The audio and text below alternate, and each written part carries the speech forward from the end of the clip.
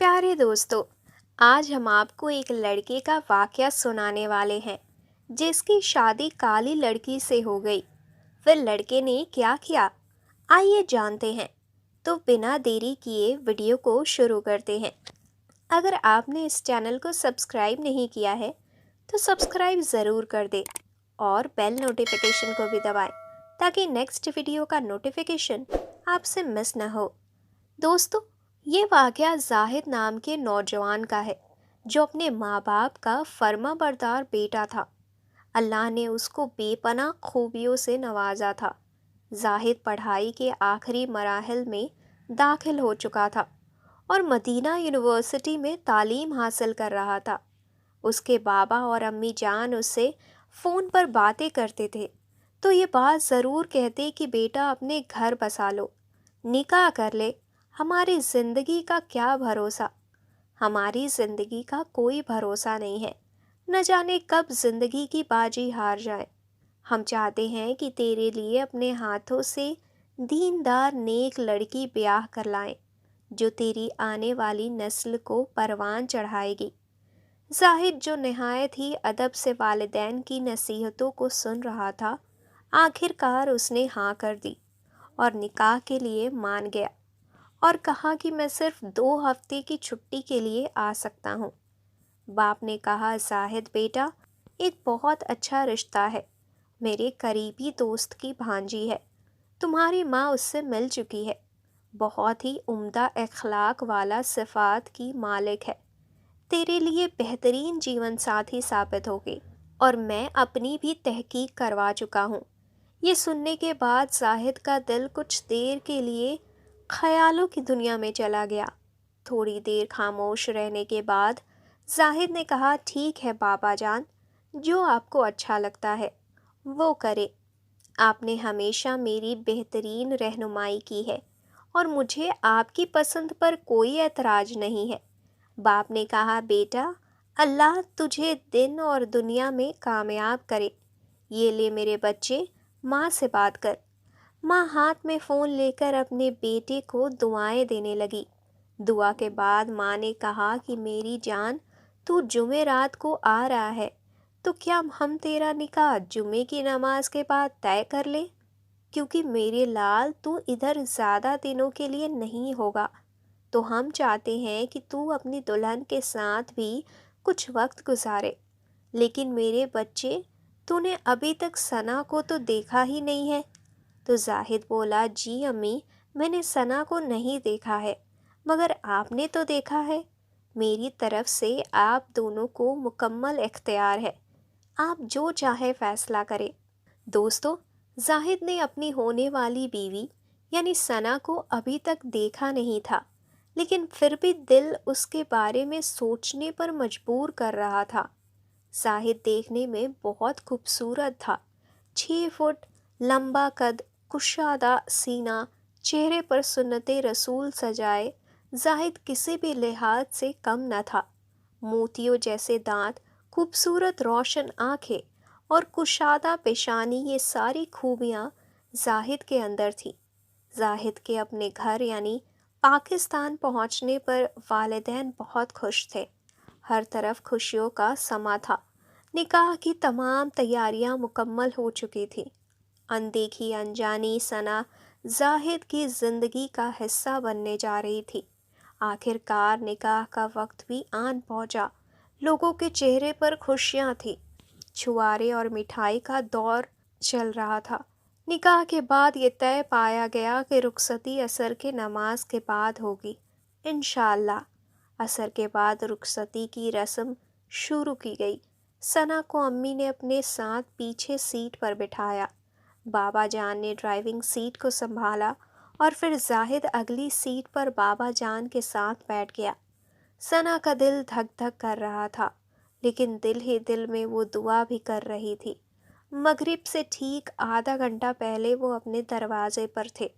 अम्मी से चाबी लेकर जाहिद ने मेन गेट खोला। चनांचे सना ने दूल्हा जी को देखने की ठानी, लेकिन गेट खोलते ही दूल्हा जी अंदर तशरीफ़ ले जा चुके थे और घर की लाइटें वगैरह जला रहे थे। ثنا کا دل مچلا اور جی چاہا کہ وقت ادھر ہی تھم جائے اور وہ اپنے میاں کو دیکھتی رہے۔ اللہ کی کرم نوازی کے کیا کہنے۔ امی نے آواز لگائی کہ بیٹا ثنا کو اندر لے چلو، میں تمہارے بابا کے ساتھ سامان نکال کر آتی ہوں۔ زاہد نے کہا نہیں امی، میں کرتا ہوں، آپ اندر جائیں۔ امی نے کہا نہیں نہیں بیٹا، دلہن لمبے سفر سے آئی ہے، اس کو کمرے میں لے چلو۔ زاہد نے اپنا دایاں ہاتھ آگے بڑھاتے ہوئے کہا آ جائیں، میں آپ کو اندر لے چلوں۔ ثنا کا دل اچھل رہا تھا، خوشی کا کوئی ٹھکانہ نہیں تھا کہ دیندار، خوبصورت اور خوبصیرت شخص اس کی زندگی کا ہمسفر بنا ہے۔ دل میں بسم اللہ بول کر اس نے اپنا دستانے والا ہاتھ آگے بڑھا دیا۔ اس کے بعد وہ کمرے میں آ گئے۔ زاہد نے کہا آپ ادھر رکیں، میں کچن سے موم بتیاں لے کر آتا ہوں۔ کچھ دیر بعد زاہد 2 موم بتیاں لے کر ان کو جلانے میں لگ گیا، پھر بولا کہ ایک موم بتی واش روم میں رکھ دیتا ہوں اور ایک کمرے کے لیے ہے، مغرب کی اذان کا وقت ہو رہا ہے، میں وضو کر کے مسجد جا رہا ہوں۔ ثنا نے دھیرے سے بولا جی ٹھیک ہے۔ ثنا نے اپنے دستانے اور برقع اتارا ہی تھا کہ زاہد باتھ روم سے باہر نکل آیا۔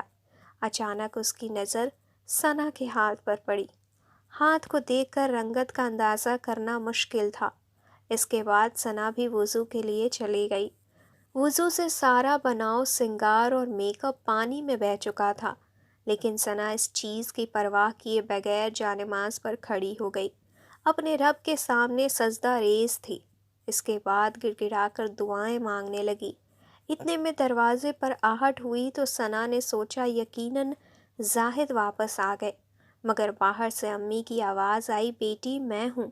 ثنا دروازے کی طرف لپکی اور امی کا استقبال کیا۔ امی اس حلیے میں بہو کو دیکھ کر بہت خوش ہو رہی تھی کہ میری بچی کتنی دیندار ہے، ماشاء اللہ۔ انہوں نے پیار سے گلے لگایا، ماتھا چوما اور ڈھیروں دعائیں دی اور پوچھا کھانا لگاؤں کیا؟ ثنا نے کہا نہیں امی، مجھے بھوک نہیں، آپ ان سے پوچھ لے شاید وہ کھائیں۔ اس کے بعد زاہد اور بابا جان کمرے میں داخل ہوئے۔ اچانک زاہد کی نظر دلہن کے سانولے ہاتھوں پر پڑی تو حیران ہو گیا، لیکن اپنے جذبات کو ظاہر نہ کیا۔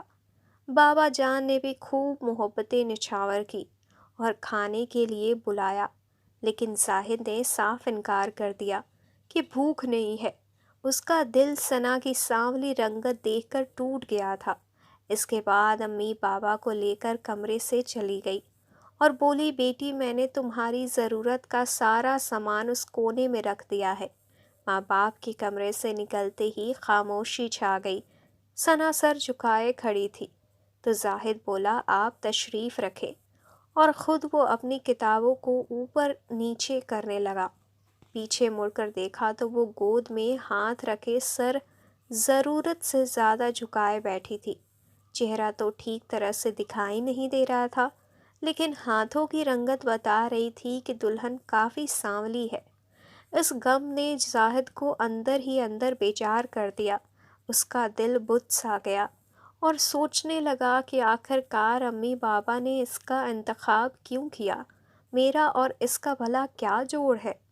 وہ خود ہی دل میں سوال اور جواب کیے جا رہا تھا۔ زاہد کا دل ٹوٹ چکا تھا، اس کو اپنے والدین سے ایسے انتخاب کی بالکل بھی امید نہ تھی۔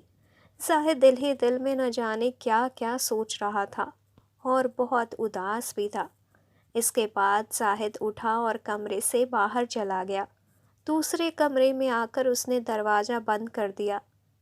کمرے کے چکر لگانے لگا، رونے لگا کہ اب وہ کیا کرے۔ وہ اپنے آپ کو بے بس پا رہا تھا۔ بابا کو کیا کہے، امی کو کیا کہے، اور اس لڑکی کے ساتھ کیسے نبھا کرے۔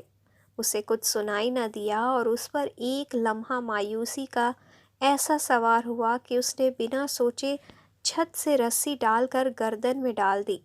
گردن پر رسی ڈالتے ہوئے بار بار خود سے سوال کر رہا تھا اور خود ہی جواب دے رہا تھا۔ اس سے پہلے کہ کچھ غلط ہو جاتا اس کا ضمیر اسے ملامت کرنے لگا۔